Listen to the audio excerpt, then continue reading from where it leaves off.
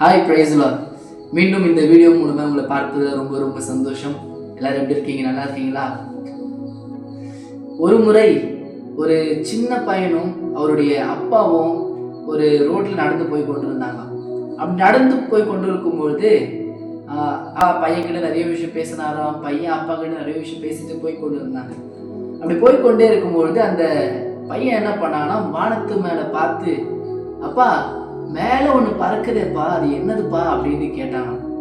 அதுக்கு அந்த அப்பா சொன்னாராம், மகனே அதுதான் ஃப்ளைட், அதுதான் விமானம் அப்படின்ட்டு சொன்னார். அது மேலே தான் பறந்து போவோம் அப்படின்னு சொன்னாராம்.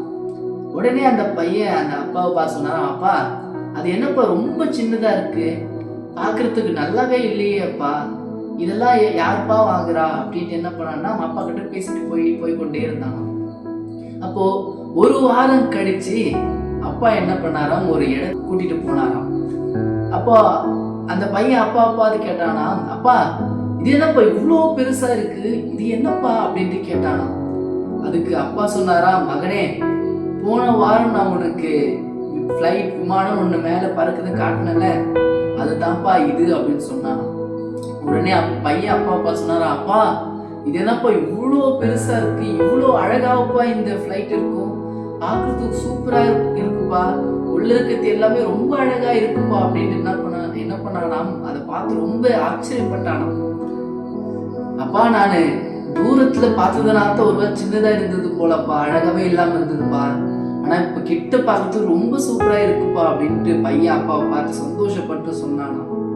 ஆமாங்க, வேதத்திலும் மத்தேயு 11ஆம் அதிகாரம் வசனம் 28 சொல்லப்பட்டிருக்கிறது, வருத்தப்பட்டு பாரம் சுமக்கிறவர்களே நீங்கள் எல்லாரும் என்னிடத்தில் வாருங்கள், நான் உங்களுக்கு இளைப்பாறுதல் தருவேன் என்று.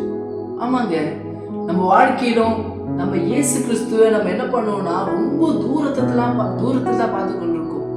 நமக்கு பணம் வேணும் அப்படின்னு இயேசுவை கேட்போம், அதுக்கப்புறம் இயேசுவை விட்டுருவோம். நமக்கு ஒரு வீட்டுல கஷ்டம் அப்படின்னு இயேசுவை கிட்ட போவோம், கஷ்டம் மாறணும்னு இயேசுவை விட்டுருவோம். அதே போல ஏதாவது ஒரு தேவை அப்படின்னு அந்த இயேசுவை கிட்ட போவோமே தவிர மற்றபடி நம்ம இயேசுவை தூரமா தான் வச்சுட்டு இருக்கோம். இயேசுவை நம்ம தூரமா வச்சுட்டு இருக்கும் போது அவருடைய அழகு நமக்கு தெரியவே தெரியாது. ஆனால் எப்போ நம்ம இயேசு கிறிஸ்து கிட்ட நெருங்குறோமோ அப்பதான் அவருடைய உண்மையான அழகு தெரியும்.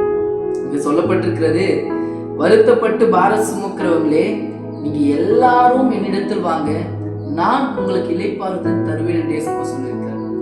நம்ம வாழ்க்கையில நம்ம இயேசு கிறிஸ்துக்கிட்ட நம்ம நெருங்கும் போது தான் அவர்கிட்ட நம்ம, ஏசப்பா நீங்க என் கூட இருங்க ஏசப்பா, எல்லா சூழ்நிலையிலும் நீங்க என் கூட இருங்க என்று ஏசப்பா கிட்ட நம்ம நெருங்கும் பொழுது தான் ஏசப்பா ஒரு கடவுளா மாத்திரம் இல்லாம நமக்கு அப்பாவாகவும், நமக்கு ஒரு நல்ல ஃப்ரெண்டாகவும், நமக்கு நம்ம என்னென்னலாம் உறவு இருக்கிறதோ அந்த எல்லா உறவாகவும் ஏசப்பா நம்ம கூட இருப்பாருன்றது நமக்கு தெரிய ஆரம்பிக்கும்.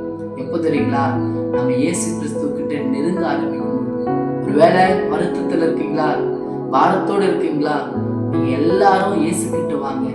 இயேசு கிட்ட வரும்பொழுது அவருடைய உண்மையான அழகும் அவருடைய உண்மையான பாசமும் உங்களுக்கு தெரியும். அதனால இயேசு கிட்ட வாங்க, அவர் உங்களை நடத்துவார். God bless you.